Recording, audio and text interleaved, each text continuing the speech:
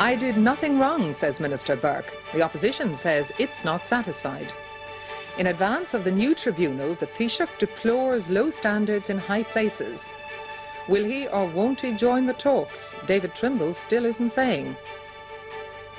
And Cascarino turns on the style and keeps Irish hopes alive.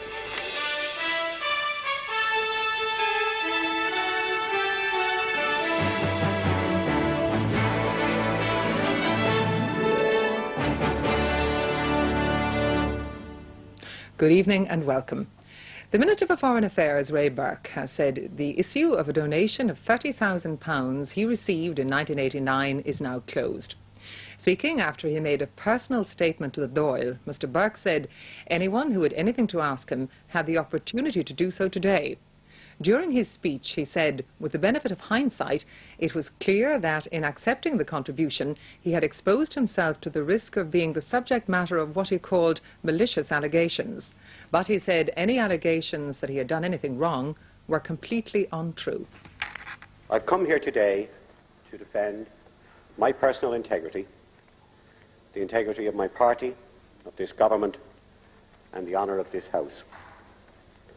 I've also come here to reassure the public, and in particular my constituents, that I have done nothing wrong.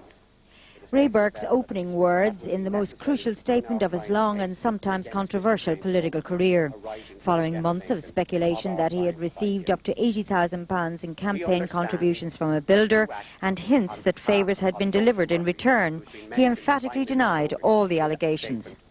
For the record, I have never done any favours for or made any representations to anyone on behalf of JMSE, Michael Bailey, Bovale Developments Limited or Mr James Gogarty, either before or since 1989.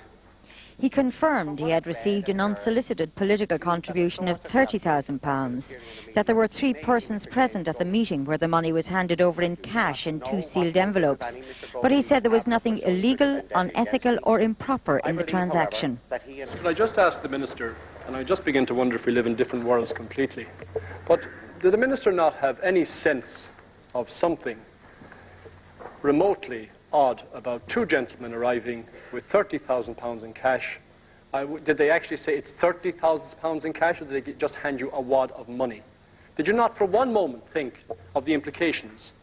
I have already indicated that it was an exceptional sum of money to receive, and probably in hindsight, as I've already said also, I left myself, as anybody else could, to the type of allegations that have been made. And in hindsight, it shouldn't have happened as far as leaving yourself open is concerned. But there were no rules in place in 1989 in relation to subs. Did this size of donation not cause alarm bells to ring in his head when he counted it subsequent to the departure of Mr Gogarty? Following the receipt of this money in cash, did he at any time since the receipt of that money in 1989 lodge monies in overseas bank accounts? I have bared my soul to this particular House today, and I find that particular question offensive in the extreme. Ray Burke faced opposition questions for an hour, and this was how he summarised his position. I'm being judged on 1997 rules for a contribution that was received in 1989 when there were no rules in place.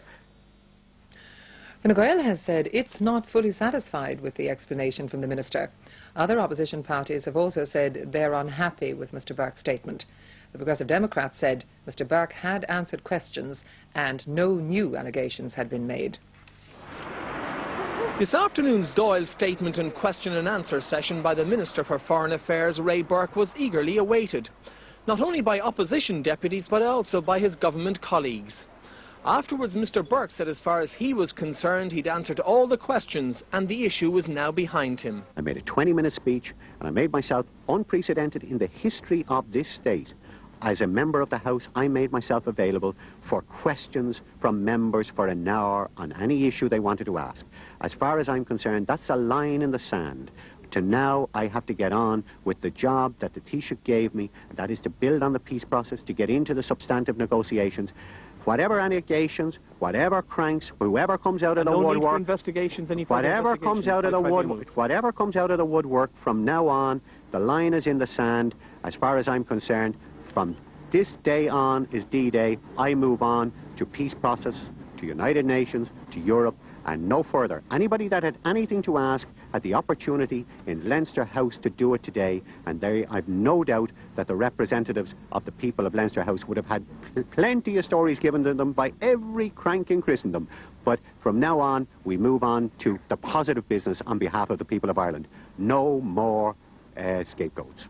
So Mr Burke may have drawn a line in the sand on the affair, but the opposition still say he has more questions to answer. I think the attitude of the ordinary member of the public will very much be that it's quite extraordinary that here is a senior politician who has £30,000 given to him in cash by a stranger, and he asks no questions. Why am I being given this for political purposes?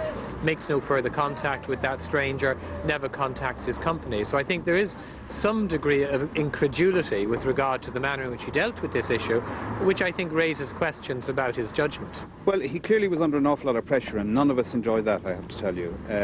We are looking in some detail at what he actually said, because I think because of the distress under which he was, his answers were somewhat convoluted and meandering, and we're not sure that all of the necessary information that is needed to dispel any concern that is in the public domain has in fact been given. I don't think that there were specific answers forthcoming in terms of why he should be the recipient of such a very large donation by a person unknown.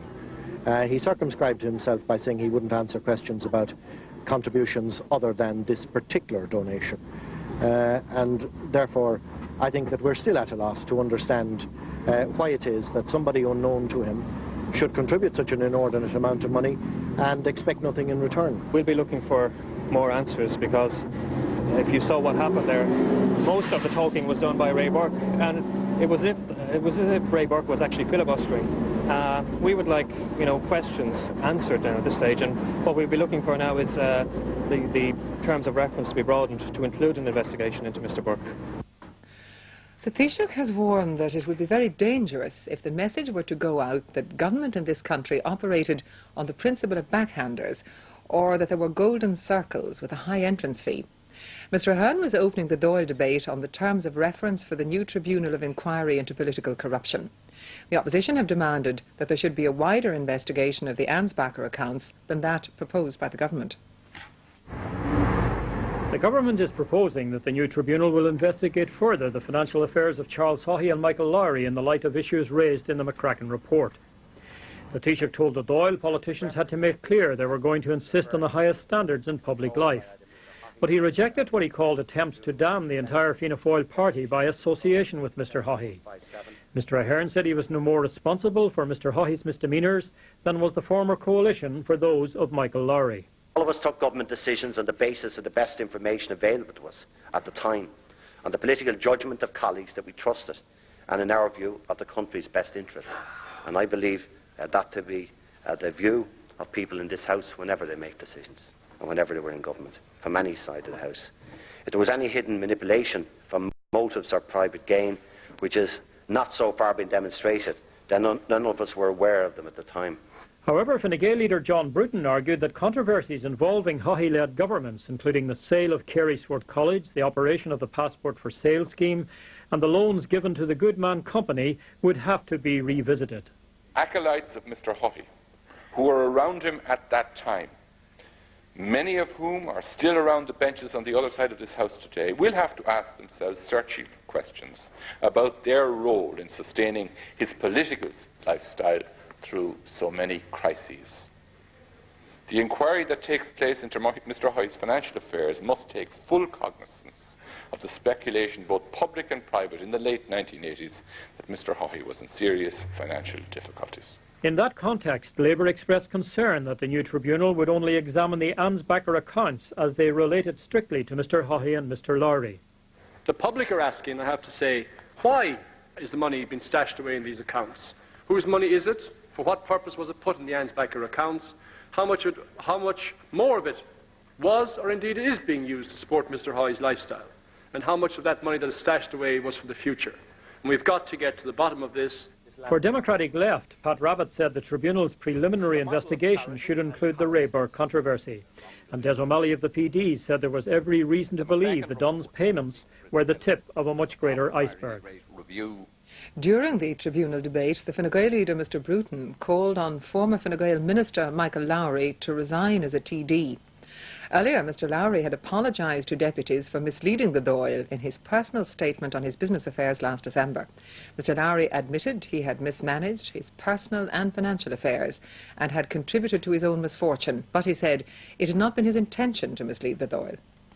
During the course of my address to the Dáil, I made the following statements, and I quote, "I never made any secret of the fact that Dunn Stores had paid me for professional services by way of assistance towards my house. Secondly, if someone was trying to hide income, would they not be more likely to put it, say, in an offshore account? The last thing they would do is to spend it on a very obvious structure of bricks and mortar for all of the world to see." Unquote. This statement was intended merely to address the fact that Dunn Stores had paid for construction work to my house, that this was well known to a significant number of people, and that I made no effort whatsoever to conceal it. My reference to offshore accounts in this context, therefore, was intended only to illustrate this point. With the benefit of hindsight, I now accept that the words I used and the example I gave were most unfortunate and conveyed a misleading impression. The